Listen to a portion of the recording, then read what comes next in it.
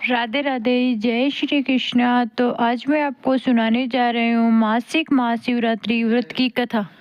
पौराणिक कथा के अनुसार पूर्व काल में चित्रभानु नामक एक शिकारी था। जानवरों की हत्या करके वह अपने परिवार को पालता था। वह एक साहूकार का कर्जदार था, लेकिन उसका ऋण समय पर न चुका सका। क्रोधित साहूकार ने शिकारी को शिव मठ में बंदी बना लिया। संयोग से उस दिन महाशिवरात्रि थी। शिकारी ध्यान मगन होकर शिव संबंधित धार्मिक बातें सुनता रहा। चतुर्दशी को उसने शिवरात्रि व्रत की कथा भी सुनी। शाम होते ही साहूकार ने उसे अपने पास बुलाया और ऋण चुकाने के विषय में बात की। शिकारी अगले दिन सारा ऋण लौटा देने का वचन देकर बंधन से छूट गया। अपनी दिनचर्या की भांति वह जंगल में शिकार के लिए निकला, लेकिन दिन भर बंदी गृह में रहने के कारण भूख प्यास से व्याकुल था। शिकारी खोजता हुआ वह बहुत दूर निकल गया। जब अंधकार हो गया तो उसने विचार किया कि रात जंगल में ही बितानी पड़ेगी। वह वन एक तालाब के किनारे एक बेल के पेड़ पर चढ़कर रात बीतने का इंतजार करने लगा। बिलव वृक्ष के नीचे शिवलिंग था, जो बिलव पत्रों से ढका हुआ था। शिकारी को उसका पता नहीं चला। पड़ाव बनाते समय उसने जो टहनियां तोड़ी वे संयोगवश शिवलिंग पर गिरती चली गई। इस प्रकार दिन भर भूखे प्यासे शिकारी का व्रत भी हो गया और शिवलिंग पर बेलपत्र भी चढ़ गए। एक पहर रात्रि बीत जाने पर एक गर्भिणी हिरणी तालाब पर पानी पीने आई। शिकारी ने धनुष पर तीर चढ़ाकर जो ही परतंडा खींची। हिरणी बोली, मैं गर्भ से हूँ, शीघ्र ही प्रसव करूंगी। तुम एक साथ दो जीवों की हत्या करोगे, जो ठीक नहीं है। मैं अपने बच्चों को जन्म देकर शीघ्र ही तुम्हारे समक्ष प्रस्तुत हो जाऊंगी, तब मुझे मार लेना। शिकारी ने प्रत्यंचा ढीली कर दी और हिरणी जंगली झाड़ियों में लुप्त हो गई। प्रत्यंचा चढ़ाने तथा ढीली करने के वक्त कुछ बेलपत्र और अन्यनासी टूटकर शिवलिंग पर गिर गए। इस प्रकार उसने अनजाने में ही प्रथम पहर का पूजन भी संपन्न हो गया। कुछ ही देर बाद एक हिरणी उधर से निकली। शिकारी की प्रसन्नता का कोई ठिकाना नहीं रहा। समीप आने पर उसने धनुष पर अपना बाण चढ़ाया। तब उसे देख हिरणी ने विनम्रता पूर्वक निवेदन किया कि हे शिकारी, मैं थोड़ी देर पहले ऋतु से निर्मित हुई हूँ, कामातुर वीरहिणी हूँ। अपने प्रिय की खोज में मैं इधर उधर भटक रही हूँ। मैं अपने पति से मिलकर शीघ्र ही तुम्हारे पास वापिस आ जाऊंगी।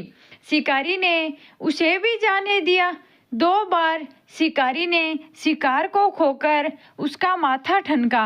वह चिंता में पड़ गया। रात्रि का आखिरी पहर भी बीत रहा था। इस बार भी धनुष से लगाकर कुछ बेलपत्र शिवलिंग पर जा गिरे तथा दूसरे पहर की पूजन भी संपन्न हो गई।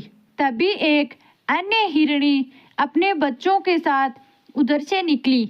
शिकारी के लिए यह स्वर्णिम अवसर था। उसने धनुष पर तीर चढ़ाने में देर नहीं लगाई। वह तीर छोड़ने ही वाला था कि हिरणी बोली, हे शिकारी, मैं इन बच्चों को इनके पिता के हवाले करके लौट आऊंगी। इस समय मुझे मत मारो। शिकारी हंसा और बोला, सामने आए हुए शिकारी को छोड़ दूं? मैं ऐसा तो मूर्ख नहीं हूँ। इससे पहले भी मैं 2 बार अपना शिकार खो चुका हूँ। मेरे बच्चे भूख प्यास से व्यग्र हो रहे होंगे। उधर में हिरणी ने फिर कहा, जैसे तुम्हें अपने बच्चों की ममता सता रही है, ठीक वैसे ही मुझे भी मेरे बच्चों की ममता सता रही है। हे शिकारी, तुम मेरा विश्वास करो, मैं इनको इनके पिता के पास छोड़कर तुरंत ही वापस लौटने की प्रतिज्ञा करती हूँ। हिरणी का दुख भरा सवाल सुनकर शिकारी को उस पर दया आ गई। उसने उस मृगी को भी जाने दिया। शिकार के अभाव में तथा भूख प्यास से व्याकुल शिकारी अनजाने में ही बेल वृक्ष पर बैठा बेल पत्तर तोड़ तोड़ कर नीचे फेंकता जा रहा था। पौ फटने को हुई तो एक हष्ट पुष्ट मृग उसी रास्ते पर आया।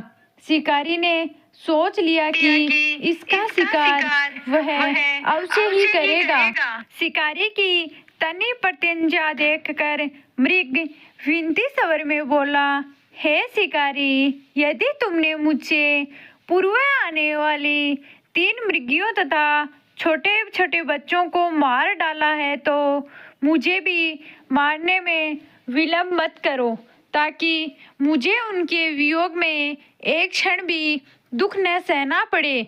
मैं उन हिरनियों का पति हूँ।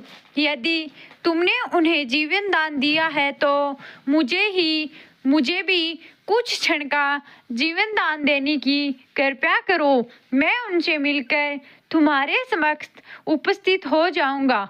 मृग की बातें सुनते ही शिकारी के सामने पूरी रात का घटनाचक्र घूम गया। उसने सारी कथा मृग को सुना दी।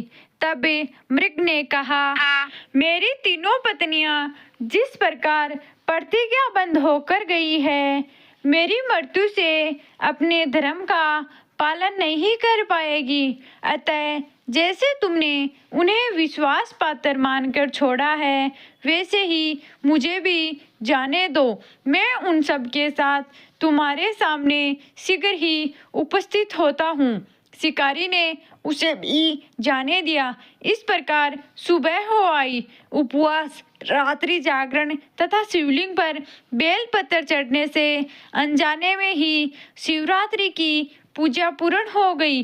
पर अनजाने में ही की हुई पूजन का परिणाम उसे तत्काल मिला।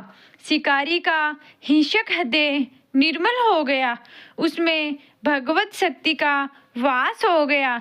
थोड़ी ही देर बाद वह मृग सपरिवार शिकारी के समक्ष उपस्थित हो गया, ताकि वह उनका शिकार कर सके।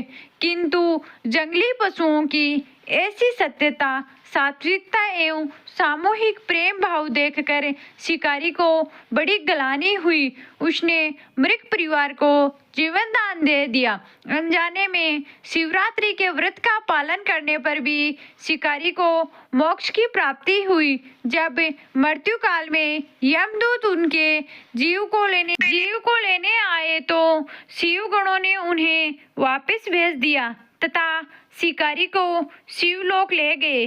शिव जी की कृपा से ही अपने इस जन्म में राजा चित्रभानु अपने पिछले जन्म को याद रख पाए तथा महाशिवरात्रि के महत्व को जानकर उनका अगले जन्म में भी पालन करवाए। बोलो शिव शंकर भगवान की जय हो। हर हर महादेव।